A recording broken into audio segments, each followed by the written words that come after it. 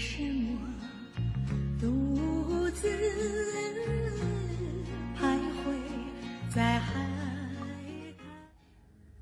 Queridos irmãos e queridas irmãs, mais uma vez nós estamos nos permitindo experienciar um momento único, quando escolhemos estar um pouco mais próximos dos ensinamentos do Mestre Jesus.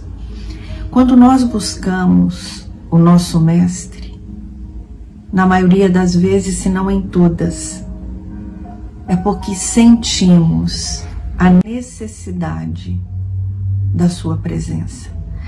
E essa necessidade ainda está muito vinculada à nossa fragilidade. Tenho muita esperança que há de chegar o dia em que eu busque o meu Mestre para com ele compartilhar as minhas alegrias, em que eu busque o meu Mestre para com ele dividir as minhas vitórias. Vitórias essas que dizem respeito às minhas próprias imperfeições. Mas ainda é no momento de fragilidade emocional e espiritual que o buscamos. Mas foi ele quem nos disse que sempre que o buscássemos, nós o encontraríamos. E aqui estamos, mais uma vez. Espero que esses momentos sejam para sempre em nossas vidas. Espero que nunca mais abandonemos este hábito. Desejo que eu tenha verdadeiramente incluído na minha rotina a busca pelo meu Mestre. Independente das dificuldades, das alegrias, das conquistas ou dos fracassos, dos acertos ou dos equívocos que eu tenho cometido, mas que eu definitivamente compreenda que a presença dele em minha vida fará e trará diferença para mim, que sou um espírito imortal, que hoje, revestido deste corpo físico, preciso vencer todas as dificuldades que a vida me apresentar, porque antes de reencarnar eu já as conhecia e já sabia o quanto elas seriam importantes na minha caminhada evolutiva. Então que nós possamos, juntos, mais uma vez, buscar o nosso Mestre. E nós o buscamos quando olhamos para nós. Nós buscamos o nosso Mestre a cada momento em que fechamos os nossos olhos e nos buscamos. E que nesse instante possamos fazer isso. Que cada um de nós possa, em primeiro lugar, agradecer ao amparo espiritual que temos recebido, sem muitas vezes quase nenhum esforço. E se vocês me perguntam, Valdeia, mas qual o esforço que eu tenho que fazer para receber amparo espiritual? Amar. Esse é o grande esforço. Fazer ao outro o que eu gostaria que o outro me fizesse. O que eu precisaria fazer era não esperar que o outro me desse o que necessito, mas que eu me sentisse capaz de me dar o que necessito. E quando eu me achasse capaz de me dar aquilo que eu necessito, eu me sentiria plena e capaz de fazer pelo outro, sempre na minha medida. E um caminho que a Evangelho Terapia tem buscado cultivar em nós é sempre recorrer ao Evangelho. Então, que nesse instante, os nossos amigos espirituais, o mentor da nossa casa de oração, que é seu Zico Horta, e todos os espíritos que com ele laboram, e o quanto eles têm nos auxiliado nesse momento que estamos atravessando. Então, nós pedimos a eles que mais uma vez estejam conosco, que mais uma vez a reflexão do Evangelho seja o alimento para as nossas almas, que mais uma vez as reflexões que vamos fazer sobre os ensinamentos do nosso Mestre, elas mudem, elas interfiram, elas atuem na minha vida, me trazendo novas possibilidades, novos caminhos e novas percepções.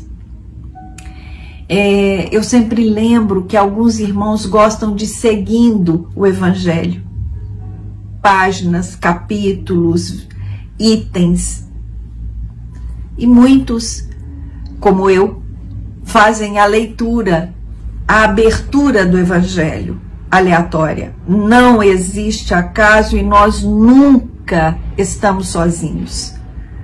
Eu não tenho privilégio porque não me esforcei para isso, que na verdade não é um privilégio, é uma questão de dedicação e esforço.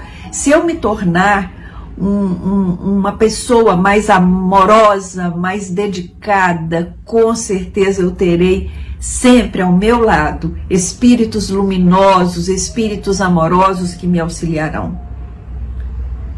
Como ainda não me dediquei a ser esta pessoa, preciso me concentrar nesse instante para pedir ao meu anjo guardião que venha estar pertinho de mim, ao meu mentor, ao condutor das reuniões, dos trabalhos de estudo da Casa de Zico Horta, que possa estar conosco nesse instante.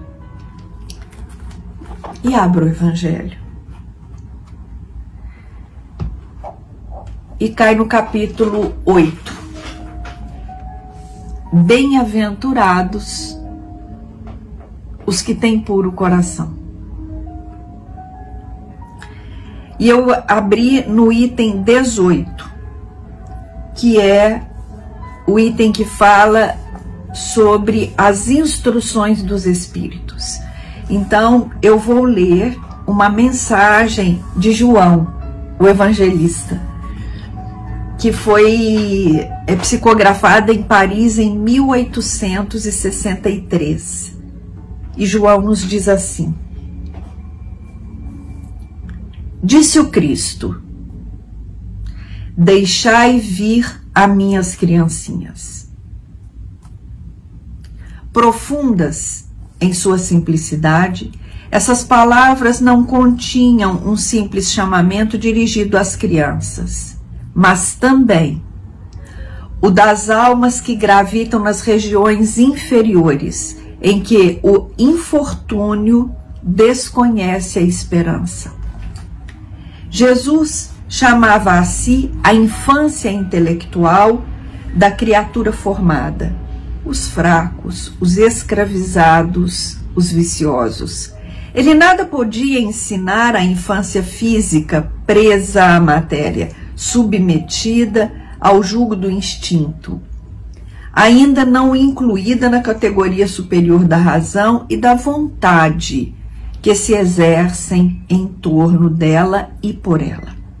Jesus queria que os homens fossem a ele com a confiança desses seres pequeninos de passos vacilantes, cujo apelo conquistaria para si o coração das mulheres, que são todas mães. Submetia assim as almas à terna e misteriosa autoridade. Desculpem, submetia assim as almas à sua terna e misteriosa autoridade. Ele foi o facho que iluminava as trevas, o clarim matinal que tocou para o despertar. Foi o iniciador do espiritismo que, por sua vez, atrairá para ele não as criancinhas, mas os homens de boa vontade.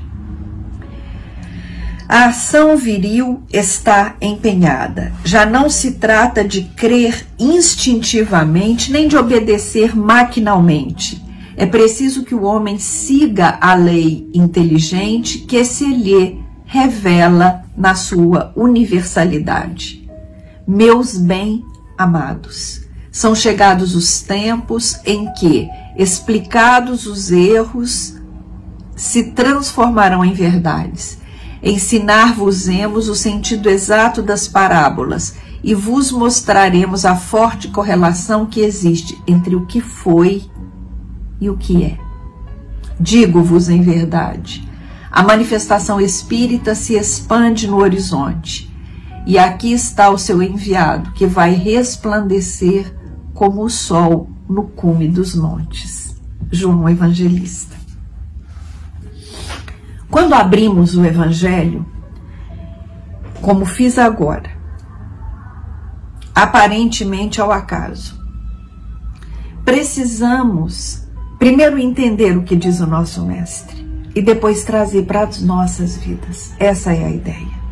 Então, quando lemos essa mensagem de João, vamos pensar em que capítulo está inserida esta mensagem. No capítulo 8, que diz: bem-aventurados os que têm puro coração. E aí, quando pensamos numa criança de idade física, 3 anos, 4 anos, 5 anos, 2 anos, 6 anos, e entendemos que esta criança tem o coração dela puro. E foi o Cristo que disse: deixai vir a mim as criancinhas. E aí João vem nos dizer, sim, o nosso mestre, ele queria esse coração puro da criança, é fato.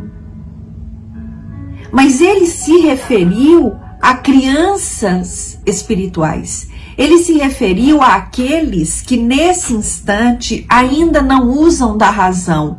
Podem ser adultos, grandes, mas são como as crianças que ainda não conseguem estabelecer uma relação entre o conhecimento que a vida lhes deu e a prática desse conhecimento.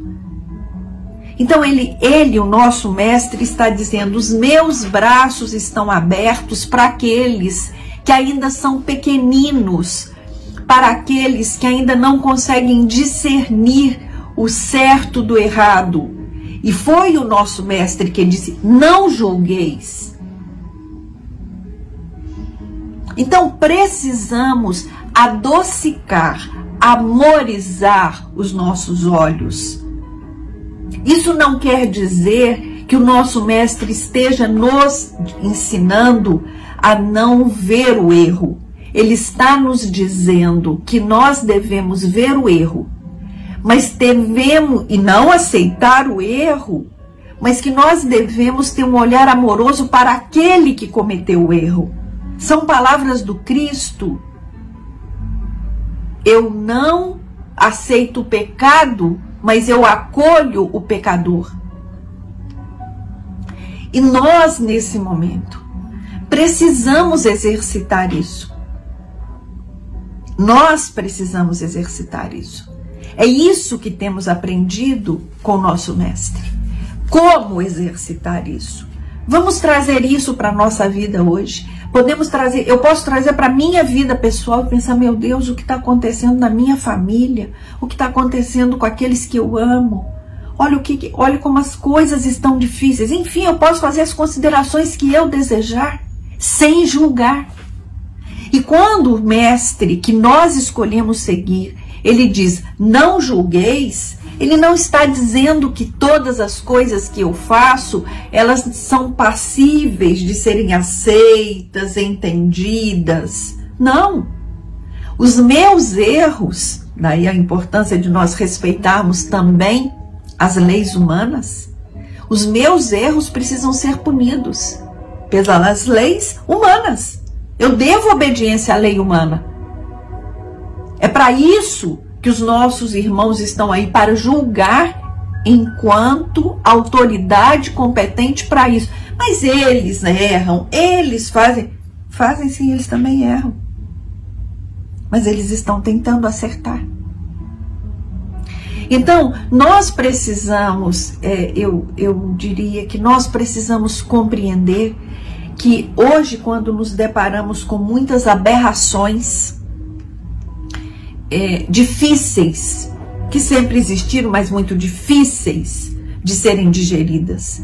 Quando nós vemos uma criança que é desrespeitada, uma criança que é maltratada, uma criança que sofre nas mãos de um adulto, este adulto precisa ser punido e ele precisa ser tratado, porque faz parte de uma patologia e a doença não ameniza, ela não minimiza o erro, mas ela nos faz compreender e faz também com que nós compreendamos a dificuldade daquele que cometeu esse erro. Então não há na doutrina espírita a conivência com o erro, há a separação do erro para aquele que cometeu o erro. Então, que o erro seja punido. As crianças precisam da nossa proteção. A criança necessita do adulto para protegê-la. Ela não precisa do adulto para desrespeitá-la, em nenhum sentido. Então precisamos entender que a lei cuidará disso. Eu, enquanto espiritista que pretendo ser, pedirei ao Pai, pedirei aos amigos espirituais que tenham misericórdia daqueles que nesse instante desrespeitam, maltratam uma criança. Enquanto espírita que pretendo ser, preciso olhar para este ser que desrespeita uma criança como um irmão meu que necessita das minhas vibrações e das minhas preces, como também as minhas preces e as minhas vibrações deverão ser importantes para aquela egrégora que o rodeia, que rodeia aquele que escolhe caminhar na estrada da maldade, do desrespeito, da perversidade. Então, quando João nos diz que o Cristo fala, deixai vir a minhas criancinhas, mas que ele não fala especificamente da criança de tenra idade, mas ele fala do adulto, que ainda é uma criança espiritual, que erra, que quer ver o seu próprio interesse, sem dimensionar o quão equivocado ele está. Então, com a Evangelho Terapia, eu tenho tentado, a cada abertura do Evangelho, contextualizar com aquilo que estou vivendo, com aquilo que está me afligindo. E é essa partilha que fazemos aqui, através desse trabalho, que nós temos muito a agradecer à direção da Casa de Zico Horta, que tem nos estimulado, nos incentivado e nos dado condição para que este trabalho, pela internet, venha se mantendo há 1 ano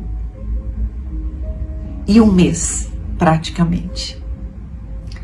Agradecemos assim, Jesus, pelo teu amparo e pela permissão de que os teus prepostos nos amparem. Agradecemos a esta casa bendita e a todos vocês que partilham conosco.